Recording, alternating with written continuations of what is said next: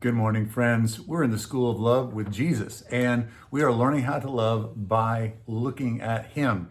And as we kind of enter into that, I want to talk to you about something that I'm just enthralled with in my own life. I think it's part of the reason why my family is so wonderful, is that we practice this thing that we call love spoon, the love spoon. That is, and these are all just different kinds of spoons, and there's all kinds of stories behind that.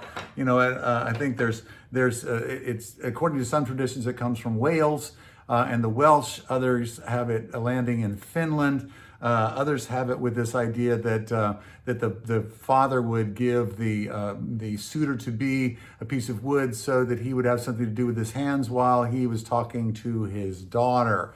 But what we have done in our tradition and our family, is that on that special day, that birthday day or anniversary or things of that sort, that we go around the circle and we say something positive, some progress, something that we see that we really like and that we love about this person, and a progress or growth that we see in them, or something that we really appreciate. And we convey that, and we're fairly verbose. Obviously, branches are talkers. And so in that, we actually convey our affirmation, our appreciation, our encouragement. And I love the way that the writer of Hebrews says it in Hebrews 3:13, encourage one another daily, not just on each other's birthday, but this at least it primes the pump. It gets us going. It gets us moving in an affirmation and approval and encouraging sort of way. But we go around the circle, we say those different things. It's a tear fest. It's so intimate. And we feel so much more connected when we're done with this whole thing, because guards have gone down.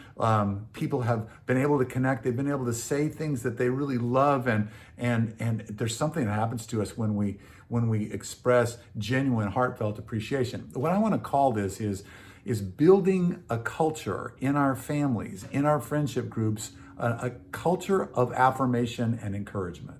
A culture of affirmation and encouragement, that we are people who use our words and use our actions, that we speak these things out. And as we do things, it creates a culture, it creates a bond, it creates this beautiful kind of dynamic between us that is, I believe, a mirror of heaven. It's the oneness that we experience, and this is a mirror of the oneness that Father and Son and Holy Spirit have always shared together, that relationship at the center of the universe. That is God, Father, Son, and Spirit. They've always been, and they're always shared that relationship together. We get to participate in that with love spooning each other.